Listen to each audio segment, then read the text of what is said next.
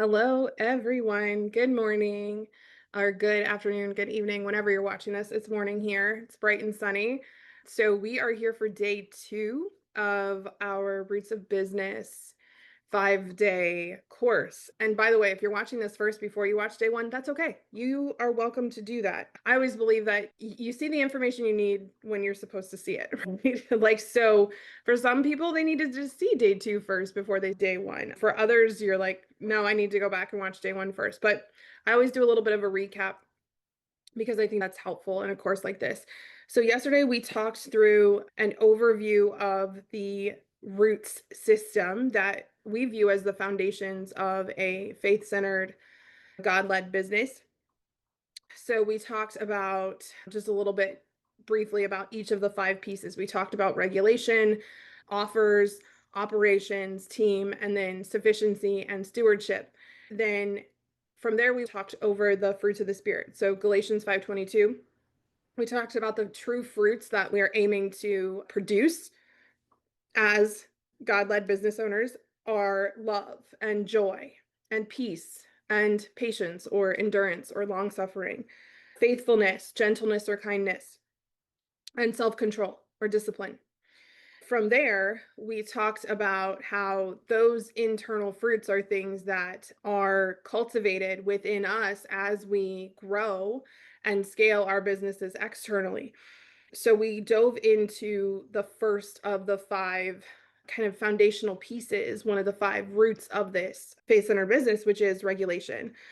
And we talked about how the definition of regulation is the ability to accurately assess and appropriately act or respond to situations of threat. And we talked about how a lot of times things feel a little backwards when we do them in a God-led way in terms of regulation. So a lot of the things that the world will tell you is scary or bad or wrong or threatening, and that the world will try to get you to go into hyper arousal or I must do something about this, or that the world will try to get you to go into hypo arousal. I can't do anything about this, which is an even deeper form of activation. The world's going to try to get you to do that around things that aren't actually threats if we are doing things in alignment and in accordance with God. So we talked about how two key pieces of regulation are both fearing God, respecting him, honoring him, revering him, like really giving acknowledgement and gratitude and worship towards him around his power and his being all powerful, being all knowing, being all seeing, and really revering him and understanding that, like, being afraid of the world when God has told us to not have a spirit of fear is not an obedient thing to do. And it is a dysregulated thing to do. And so true regulation looks like trusting God and getting to experience his peace that surpasses all understanding, his joy, like experiencing those fruits, cultivating those fruits, even when the world is worlding. And then we also talked about loving God and not the world, and how the word love in the Bible, where Jesus talks about loving God above all others and loving our neighbors as ourselves, that the word love means to will the good of, agape, to will the good of. So love in that, from that perspective, is an action. And so true regulation requires us to love God and to love our neighbors and to love ourselves. And so anything that seems threatening or anything that seems like it might hurt or harm us, we've got to stop and appropriately like assess, does God say this is something that we should act in response to? And if he says yes, like, what is the loving response? What is the loving response?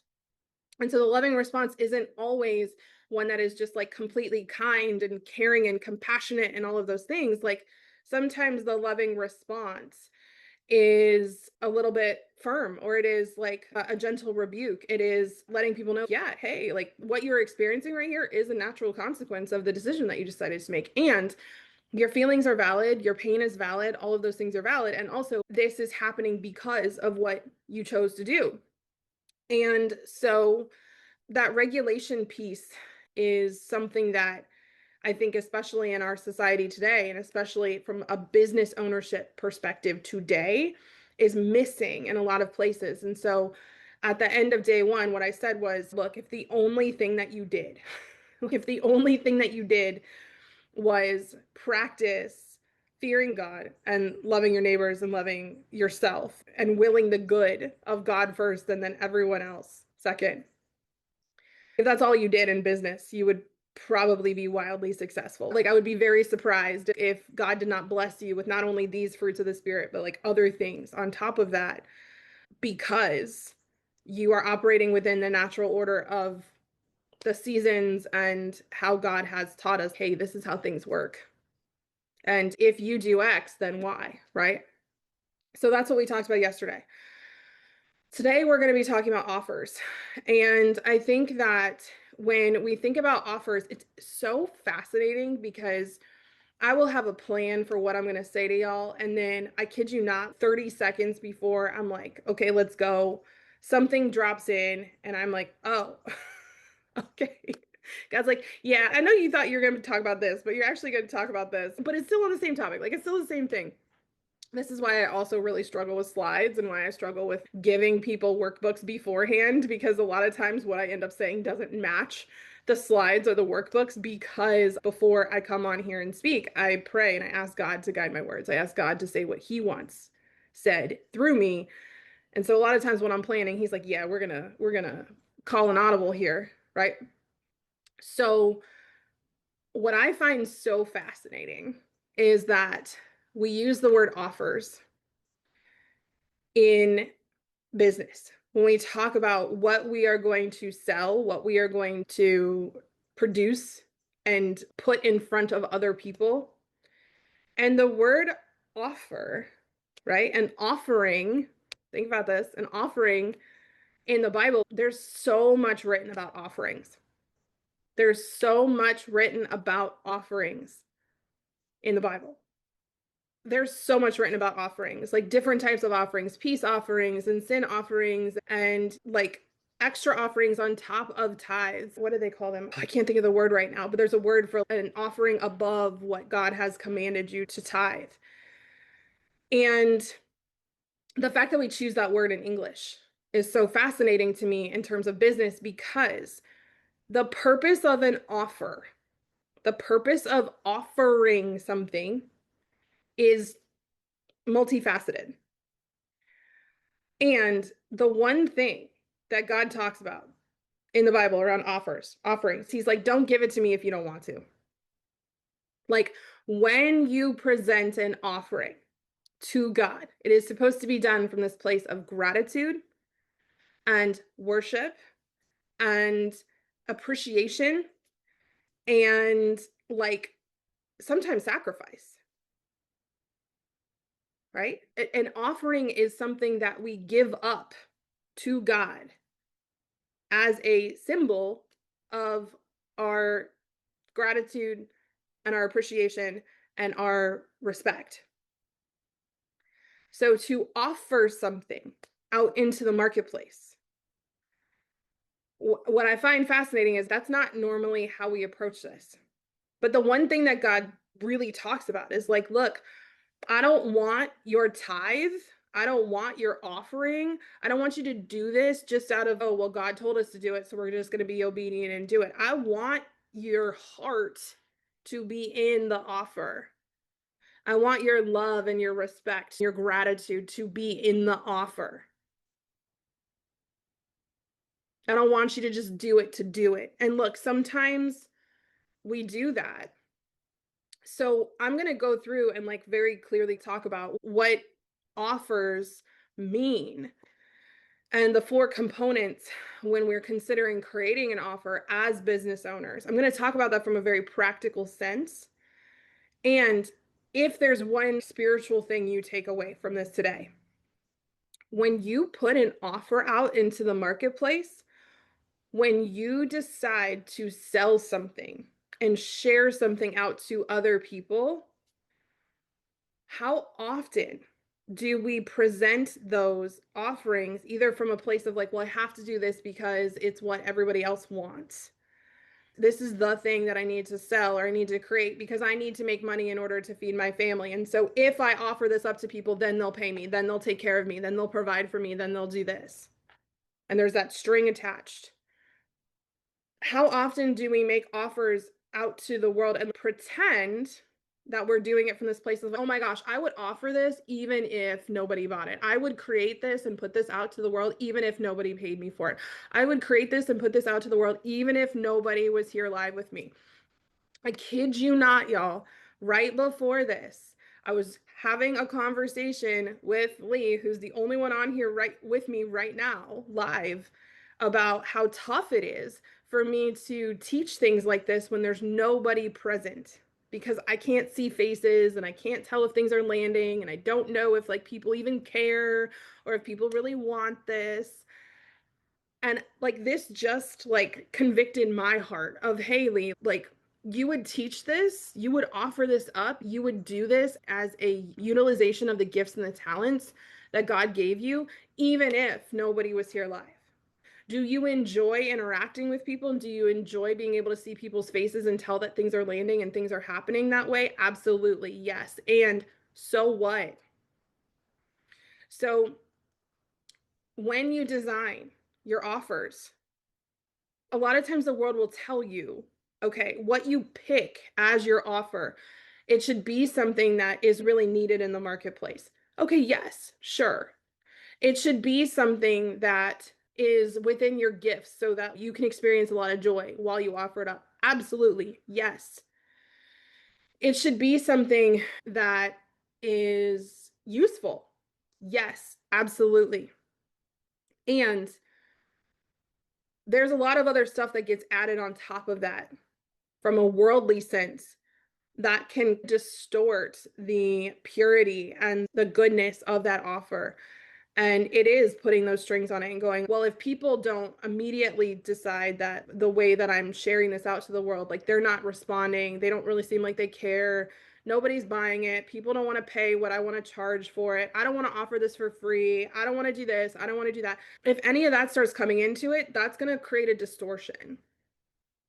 Okay. So it's a simple, but it's not an easy place to come from as you are thinking about the offers you create, the offers you're going to share out to the world with other people, the offers that you're going to actively sell and people are going to be able to purchase or be able to sign up for to receive, and the offers that you're going to deliver, that you're going to then give people once they have decided they want it. As you design those things, the toughest yet most fruit producing approach to this is checking in with God and asking Him, if I was going to offer this up to the world as an offer to you, what would I offer? What is it that you want me to create for the world, for your good, for its good, for my good? What is it that you want me to create? And so that takes me to the first part of offers, which is the idea. And Lee and I have talked about this, that he is technically the CEO. I am technically the COO. And those titles don't matter as much to us as God being the chief inspiration officer, the CIO. In a lot of companies, the CIO is the chief information officer. The CIO in ours is the chief inspiration officer. So the ideas, the inspired ideas, which I get a lot of inspired ideas. I get a lot of inspired ideas. Lee will tell you, he's like, yeah, you'll come downstairs and you'll be like, I don't know what I should do. And I don't know what's going on. And I don't know what God wants from me. And I'm going to pray. I'm going to pray. And you'll be like that for, I don't know, 3, 4, 5 days, 6 days, sometimes weeks. And then all of a sudden you'll come and you'll be like, I got it. This is what we're doing. And it's like a fully fleshed out plan from start to finish. And sometimes God gives me a really big idea and then He doesn't tell me how to do it. That's been a new experience I've been having. But that inspiration, that idea that comes from God, that divine inspiration is so powerful. And what I see oftentimes is people will have divinely inspired ideas. And if they do, they think they're crazy. And I don't use that word like judgmentally, but like how we talk about this in today's society. People are like, oh, this is weird. This is crazy. This is abnormal. I just had this really incredible idea, but that can't work. That probably isn't a thing. Oh my gosh, other people have probably done this before. If I try to do this, people are going to think that I'm just like out of my mind. Very quickly will past conditioning, past painful experiences around having ideas and people like shooting them down, like very quickly will the devil get in there and be like, okay, but did God really tell you to do that? In one of our other courses, the 7-day assignment, in day 2, I talk about how at the beginning of our story of creation, that's what the snake does to Eve, right? That's what he says to her is he says, did God really say to not eat from this tree? Did God really tell you that you couldn't do that? Do you really need to obey him? Are you even obeying the right thing? So, this trick, this way of tempting you to not do what God is clearly giving you the inspiration to do, or clearly giving you like the idea and the command, the directive to do, this is old as time. Okay. We've been dealing with this since day 1. The reason that he still does it is it works. The reason he still does it is it works. There are so many things that are realities, physical realities in our world today that were crazy ideas just a few short years, decades ago. There are things in my lifetime that if you told me, hey, by the time you're in your 30s, this is going to be a thing, I'd be like, what are you talking about? No, it's not. This is something that is so powerful when I learned this. Okay. So I hope this changes your perspective and your life the way that it has changed mine. God operates outside of time. God operates outside of time. We operate inside of time. Except for those rare moments where God goes, hey, I'm going to connect with you and give you something. I'm going to give you this divinely inspired idea. I'm going to give you this wisdom, this discernment, this knowing, this nudge that is of me. And it's coming from outside of time. When God gives you an inspired idea, it has already happened. Hear me say that again. When God gives you an inspired idea to offer something up to the world, it has already happened. It's done. It's finished. The only thing that can change that is you consciously choosing to change the timeline. Do you hear what I'm saying? This is a little quantum physicsy, like dimensional reality, like it's a little tough, but hear what I'm saying. The only thing that can change the timeline is you deciding to operate in your free will against what God is telling you is already done. You hear what I'm saying?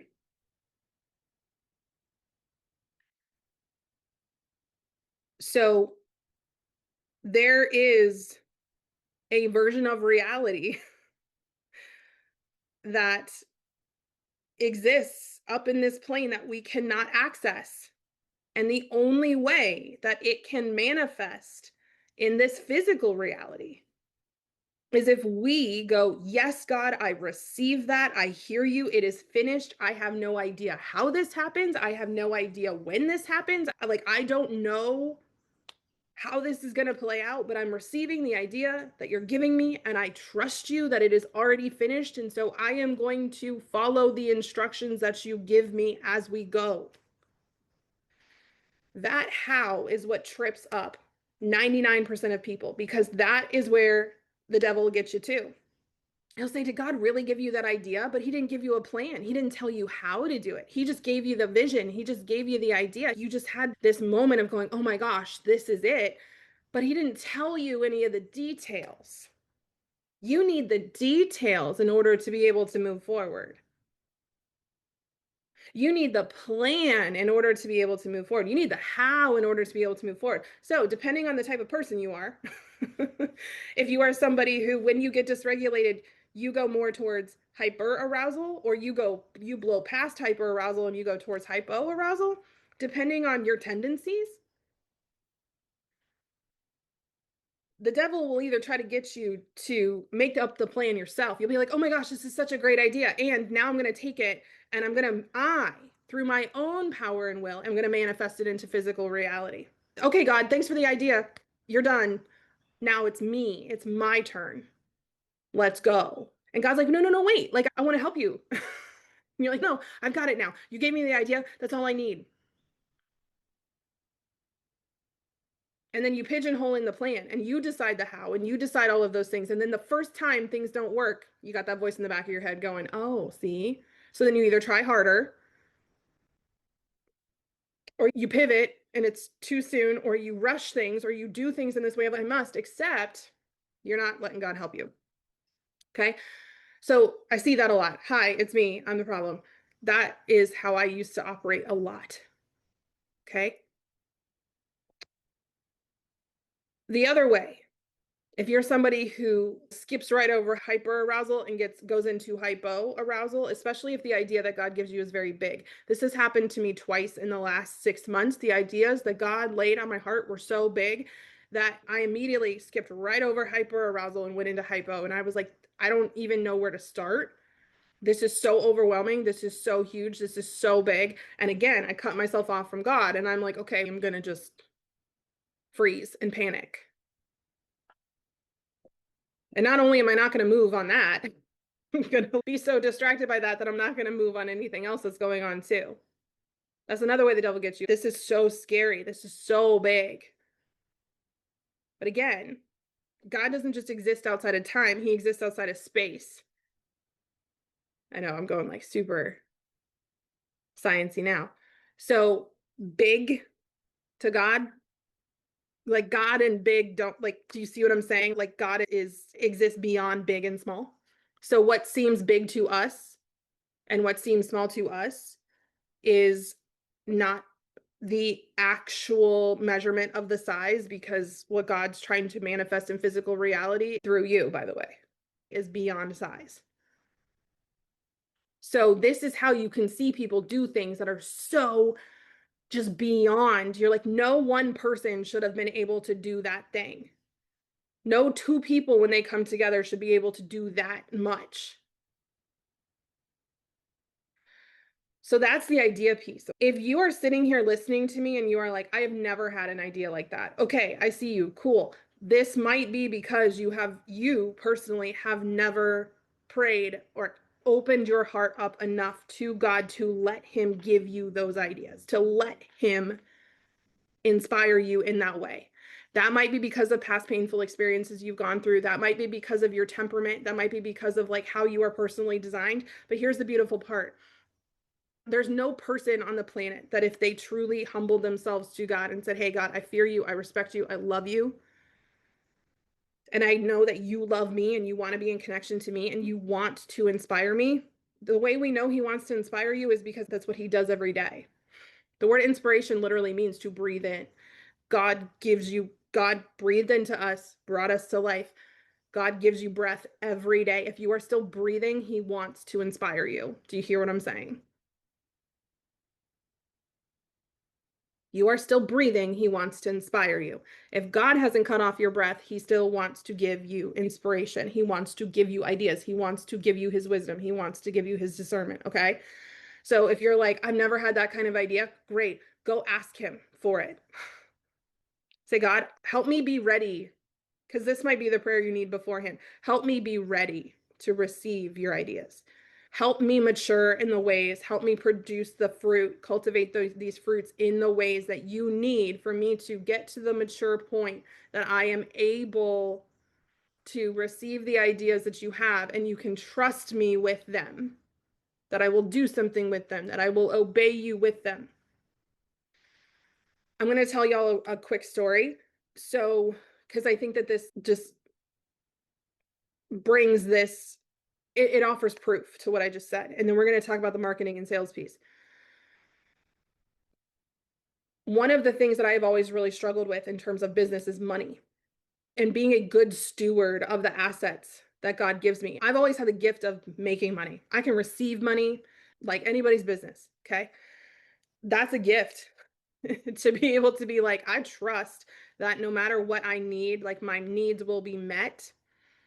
And I was never really good at stewarding it and maintaining it. Like, I didn't trust myself with the resources. I trusted myself to receive them. I didn't trust myself to steward them and to offer them back up in a way, like to utilize them in a way that honored God.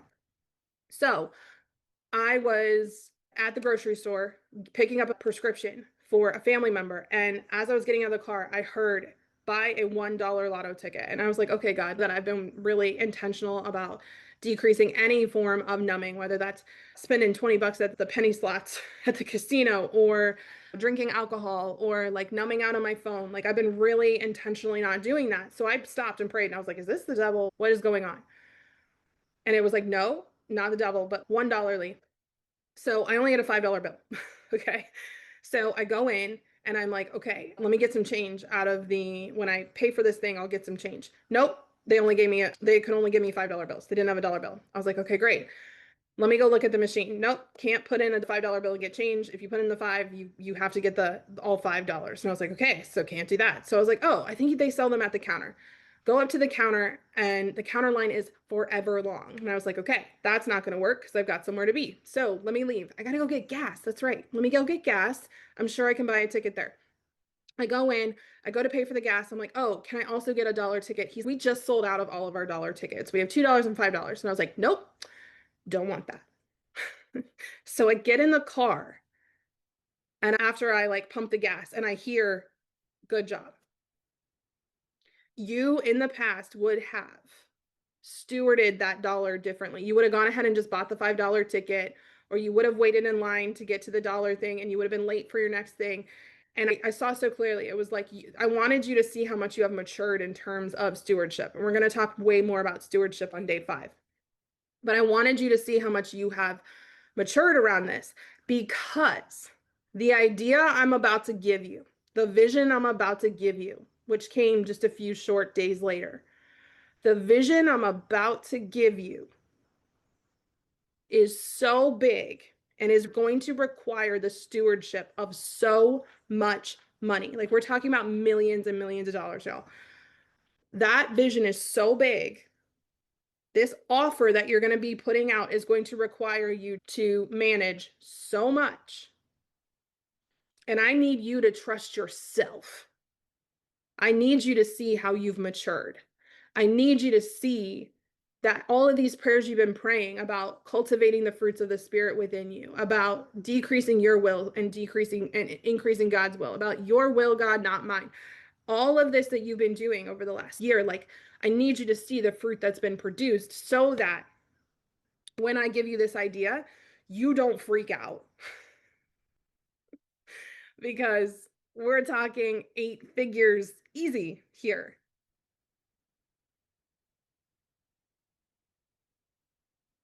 So I say that to you because sometimes you haven't gotten the vision yet because you haven't worked on your stewardship yet. And so, like I said, we're going to talk about that a lot more on day 5. But sometimes you haven't gotten the vision yet because you haven't done the preparation work.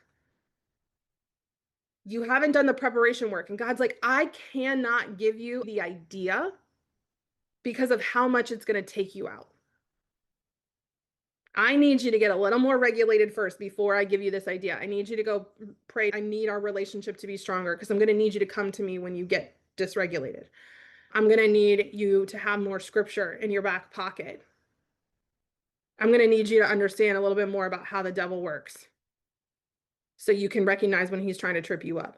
I'm going to need you to understand or practice some things first before I give you this idea. So if you are there might just be one tiny area in your life, and you can pray on that right now.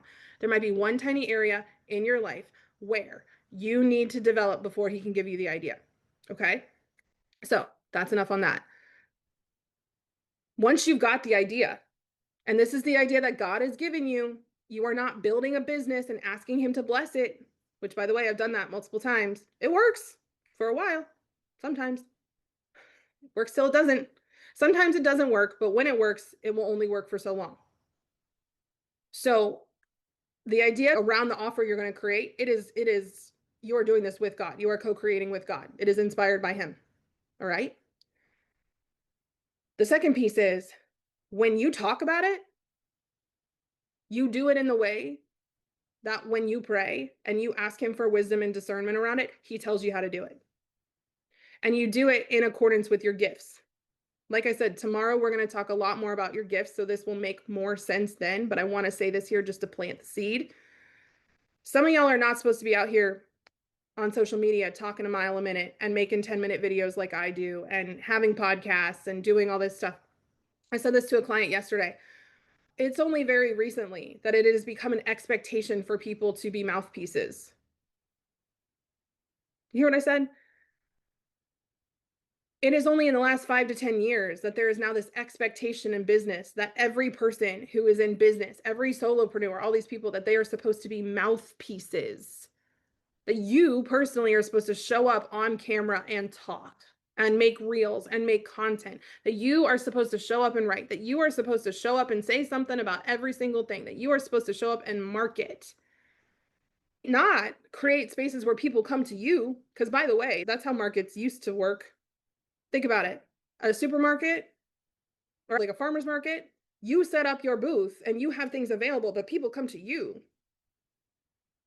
So we want to create an environment where people who are aligned with what we are offering desire to come to us and see and learn more about it. But that does not necessarily mean that you have a business where you stand on the side of the road and you're doing one of those sign twirly things and you're hollering at everybody, and that's how you get people over where you want them to go. Some of y'all are supposed to be doing newspaper ads. Some of you are supposed to be doing radio shows or audio only. Some of you are supposed to be doing video because that is what you are gifted in. But something happened earlier in your life and somebody made fun of how you looked, or somebody made fun of how you said something, or somebody told you that you were being too conceited. Like, things have happened. A lot of y'all have, and this is something that's come up several times with clients lately, and something that I personally went through. Some of y'all have persecution wounds. You're like, I don't want to get crucified. I don't want to get persecuted. Well, guess what? Some of us, that is going to be your testimony. As a business owner, some of us are here to say tough things. As a business owner, some of us are here to have hard conversations. As a business owner, as somebody who, some of us are meant to go out there and have the tough conversations and say things that make people angry. Some of you are gifted for that. Some of you are designed for that. And some of y'all are out here going, yeah, well, I just have to put myself out there. We talked about this. No, you don't. That's not what you're designed for. That's not how God wants you to do this. God is like, man, if she would just be quiet, I would bring people to her. If she would stop trying to connect with people online and do some stuff in person, I could actually help this business grow exponentially. But she's so busy over here on TikTok that she's not going to her church. She's not volunteering on a board. She's not having conversations with her neighbors. She's not going to Starbucks and looking up from her phone. Instead, she's down here in here instead of having a conversation with the barista or having a conversation with the person who's sitting next to her, who is the answer, who has the answer.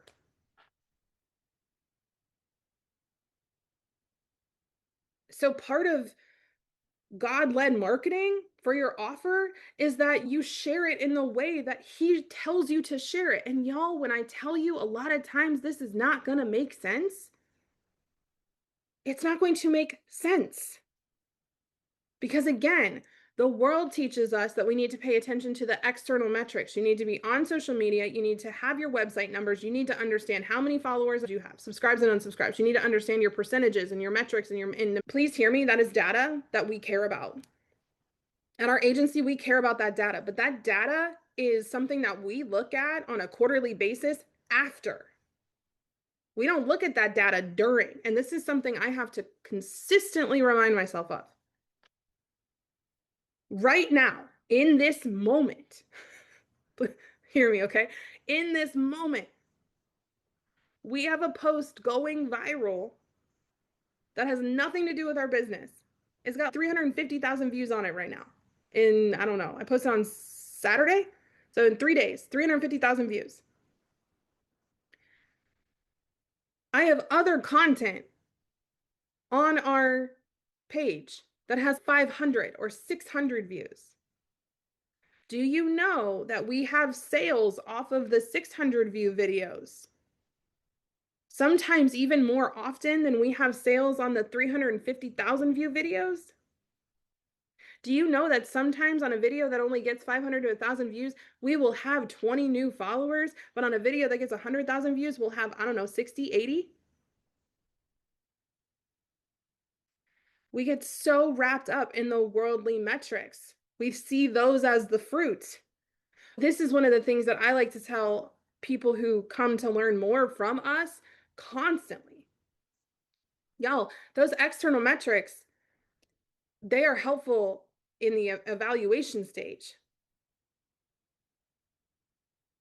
They are not helpful in the moment, 99% of the time. So stop paying attention to them. And it is so hard to do. And like I said, I want to be really transparent. I still struggle with this. My husband will tell you there are times that I'm like, oh my gosh, that video was so good. Like, why didn't anybody watch it? And then I'm like, okay, but did I enjoy making that? Did I find joy in making that? Did I enjoy talking about this thing? Yes.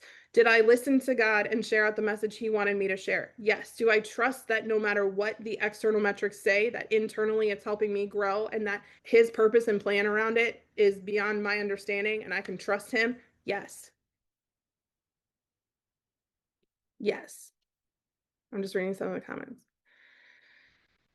Yeah, Lee said it's amazing how the things that don't make sense to us can really work out in ways we couldn't expect. Absolutely. Do you know how often one person changes a life? Do you know how often one person changes the trajectory of the entire world? But he also said this has been one of the most surprising things is what takes off and what doesn't. I will tell y'all, I have had videos where God's like, record that. And I'm like, God, I don't want to. He's like, I know, do it anyway.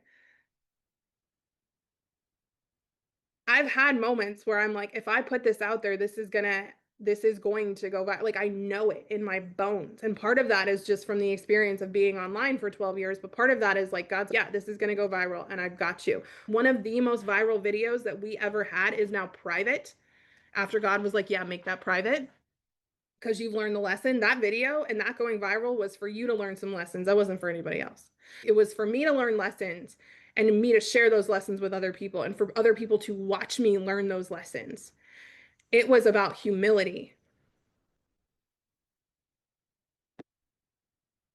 Okay. So when we talk about marketing, one of the things that we do is we will get into the nitty gritty of figuring out, like, I will so gladly teach y'all about TikTok. In fact, we have a 5-day course on, it's called Just Like Clockwork. It's for free here. You can go learn from it right now. It's available to you in your system portal. Like, I will go into the nitty gritty with you about TikTok. I will go into the nitty gritty with you about launching and about marketing and choosing all of that. And I do. But, and if you're not doing it according to how God wants you to do it, if you're not doing it in accordance to how God wants you to do it, then, like, again, it might not have the effect you want it to have. So this is tough. This is a humbling moment when you go, okay, yeah, you know what? I'm watching Lee. I watch Lee go viral. This is one of the things my clients say a lot. They're like, I wish I could create content as prolifically as you do.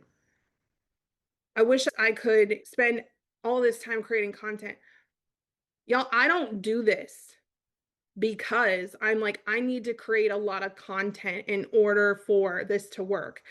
In fact, I'm just even reflecting. I put one post up on Facebook in the last 4 days. Sometimes I'll create 4 TikToks in a day and then I won't create any for a week. I've learned to really follow the nudge of the spirit and go, okay, this is when I create and this is when I don't. But that's what works for me. For some people, they need that consistency. And God's going to say, hey, I want you to put out a post every day and I want you to do it like this. because he needs you to work on your consistency. For me, he's like, I don't need you to work on your consistency. I know you will put out content every single day, but sometimes you end up saying stuff you don't even want to say. So you're at the point now, Lee, where I want you to practice obedience. And I want you to only put stuff out and only share stuff when you really feel the nudge to say something and it's coming from a regulated place. Lee said this was actually a point of contention until he saw the maturity. Lee said, admittedly, I'm like, are you sure you want to put that out?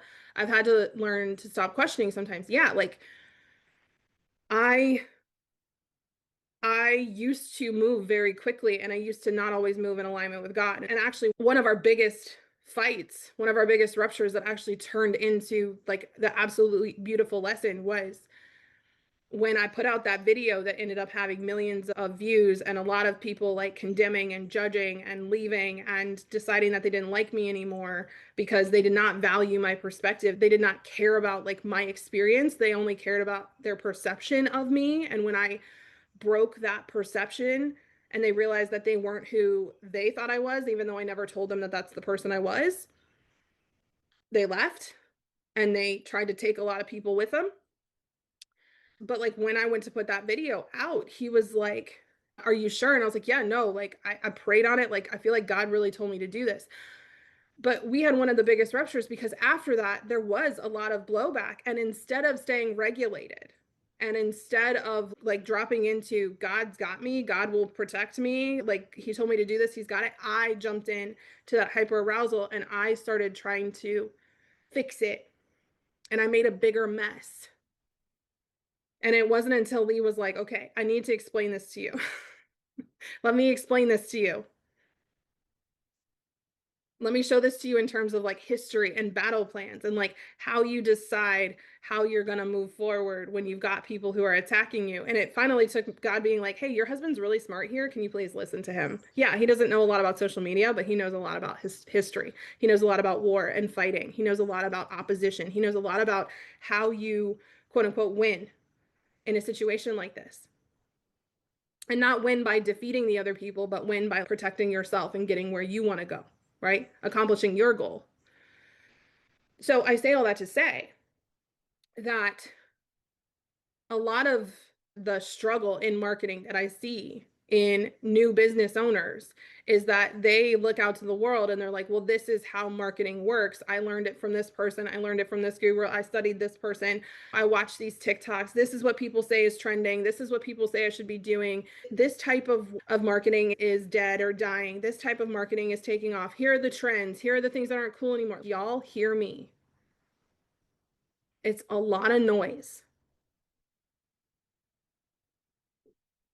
If you spend time asking God, how do you want me to share this offer out to the world? He will show you. He will put people in front of you. He will put information in front of you. He will give you that wisdom, okay? Everybody's marketing plan is going to be different from an individual and a gift perspective, and everybody's marketing plan is going to shift based on the seasons and where you are at in life. When it comes to sales, so people are like, well, Lee, what's the difference between marketing and sales? Marketing is having people come over to your booth at the farmer's market, right? It's what you do in order to let people know that you're at the farmer's market. It's what you do to let people know once they're there, like how you attract them over, how you interest them, how you get them curious enough to walk over and see what you've got. The sales piece is once they're in front of you and they're interested, how do they decide and how do you help them decide that they want what you are offering for whatever price you are asking for? Okay. This is really where it shifts from being an offer in a way, because now we're trading something. So this is where I really like to think of this as what are you selling? What are you selling? Because a sale is an invitation for them to then, that in order for them to have X, they are going to do Y. It is a contract. If you do X, then you can have Y. If you do Y, then I will give you X.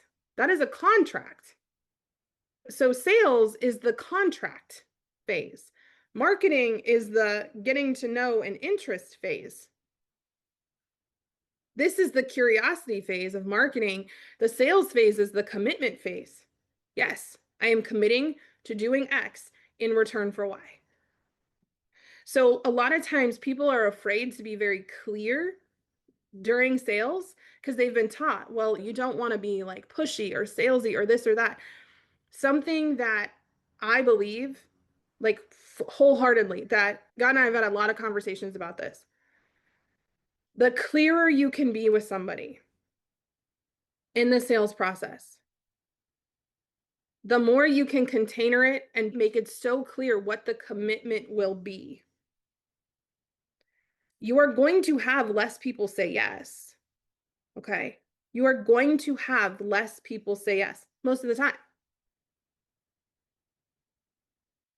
But when they say yes, they are going to do it from a more regulated place. Because notice, they can, if you are so clear in what people are going to get, if you tell them the price, if you tell them what's included, if you let them know the benefits and the drawbacks, if you are just willing to have a conversation with someone so that they have all the information they need in order to be able to make the decision that is best for them, and you take all the rest of it out, you don't try to convince or cajole or manipulate or any of that, and you trust if this is the right thing for this person, God will make it happen. When you do that, you will have less people say yes a lot of the time.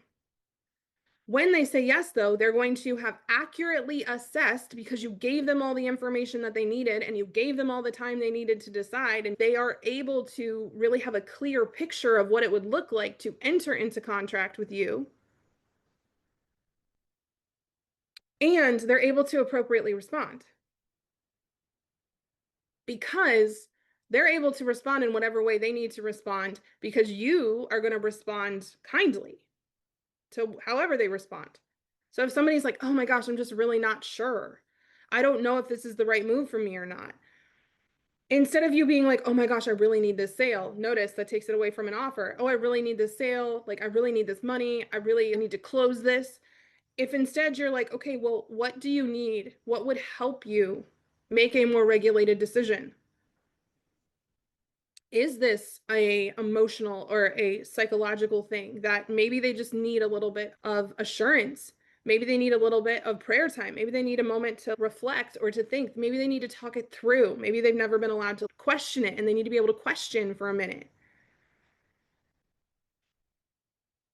Or maybe they're like, yeah, I feel like this should be the right thing. I feel like I should say yes to you right now, but really I'm feeling like a pause. Okay, great. Then don't say yes. So notice how sales really requires a lot of your own regulation because you've got to be able to accurately assess and appropriately respond in accordance with God. And God doesn't want you rushing people into making decisions. God doesn't want you dysregulating other people and playing on their emotions in order to get them to say yes to your offer. I promise you that.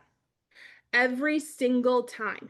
Y'all, I wish I could help you feel what I feel in my heart right now. Every single time. I have not sold in a way that provides the information necessary for people to accurately assess and the time to accurately assess. And from my own dysregulated state, I have not allowed the ability for people to appropriately respond and then for me to appropriately respond in kind. It does not go well.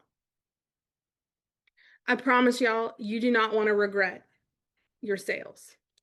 You do not want to regret somebody saying yes to you from the place of, oh, I know that if I had just slowed down, if I had allowed them to pray on it, if I had prayed on it, if we had taken our time, if we had taken it to God and put Him first, that we would have made, or I would have at least made a different decision. I think that is the worst feeling in the world.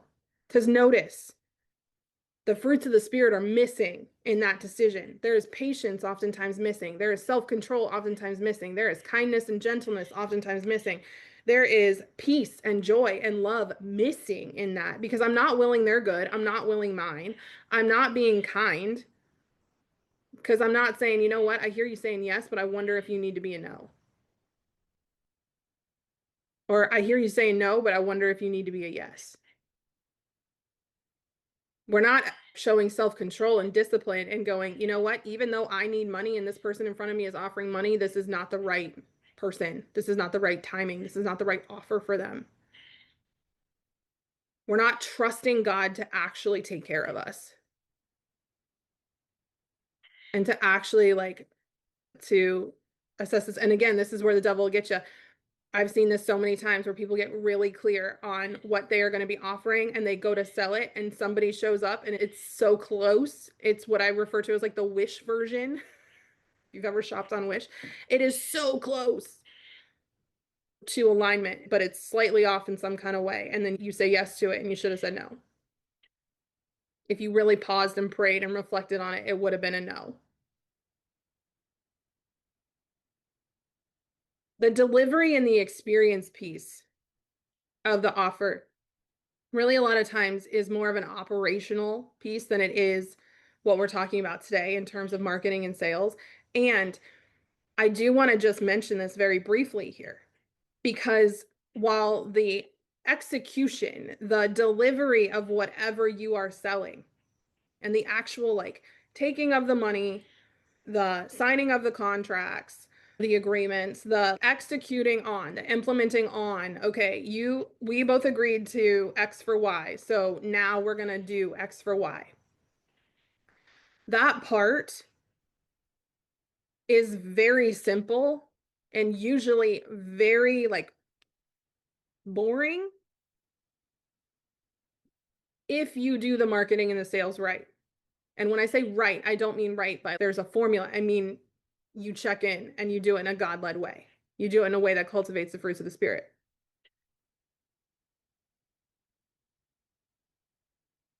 Delivery just becomes so much easier, even when you make mistakes. Like, do you know how many mistakes I make operationally? Do you know how many mistakes I make operationally? Small details have never been my skill set. And so when Lee and I made the conscious God-led decision to just have it be me and him, we had to actually have a conversation about that. And I have been in prayer around that with God a lot. And I said, hey, one of the things that we're really going to need to be intentional about is that I make mistakes around small things. I'm usually up here in the big stuff and I can help other people plan small things. But when it comes to me doing small tasks and details with my hands, I mess those up a lot. And so we had to have that conversation and go, okay, so what's really important to us then is to make sure that people know that we're growing and we're learning and we're building around this. And the next hire that we make will be somebody who's very detail oriented in those ways that we can be like, hey, can you go do these detailed things? And they will be able to do them and we will trust them around those. Okay. So I bring this in because we'll talk about this more in the operations and the team day. And marketing to people and saying, oh my gosh, we pay so much attention to detail. We are so detail oriented. Like we care about every piece and part of that process. We never drop anything. You can expect us, like we won't disappoint you in that way. That would be not great marketing for us. God has actually shown me, like he has told me, hey, I need you to show up really imperfectly in your modules like this, in your marketing, leave the typos in, don't have the makeup on, record from the car, record in the same sweatshirt that you've worn 3 days in a row. Do these things so that people can see that perfection, that attention to detail, that Insta filter ready, that's not you. That's not your business. Let people see how real and raw and imperfect this is in the marketing and in the sales so that when you make mistakes, because you will, when you do something and you miss a detail or you do this or you do that, they're not going to be ready to quit or be done. And for your clients, you need to really pay attention to these details. So what do you need in order to be able to, for your agency clients where the detail-oriented piece matters, your focus needs to go there. Your focus needs to go there. So, yes, like we want people to be able to give you grace and space. And so when you market and you sell, you need to make sure you're coming from that perspective. And when you deliver, there are places that it doesn't matter if this is a skill of yours or not, it needs to happen. So, a lot of times people will set up their offers in ways that don't actually match their skills and don't actually match their gifts when it comes to delivering them. When it comes to delivering them, because they're like, oh, I'm going to set up this super complicated, complex, sophisticated, beautifully branded, yada, yada. Okay, how can you sustain that? Can you sustain that? Do you want to have to invest in the assets and to have to like pour out yourself from a resource perspective in the ways that are going to be necessary for you to do that? Because a lot of times y'all think that things need to look one way because the world has taught you, oh, you're a business owner, so when you put things out, they need to look this way. Do you know how many people I have watched make 6+ figures, 7 figures, putting sales pages on Google Docs and just doing things in a very quote unquote rudimentary, like simple way? But because it is so clear and because it works and because it works well, they sell. So we're going to get more into that tomorrow and the operations and how we set things up for long-term growth and in a way that actually honors your gifts. So I am going to be walking through the 7 gifts, spiritual gifts that I have been learning about, that I've been working on a special project around these. And as we talk through those, my invitation to you is going to be really to apply this back to day 1 and day 2 and think about, oh, yeah, I'm out here trying to market. I'm out here trying to sell. I'm out here trying to bring this big idea in when that's not how God designed me. That's not what God inspired me to do. If I really get still and quiet, that's not what I am here to create. That is not an offering to God when I put that out in my business. That's me doing it my way and asking God to bless it instead of doing it his way based on how he designed me and what he's calling me to do. So that's what we'll talk through tomorrow. I love y'all. See you then. Have a good rest of your day.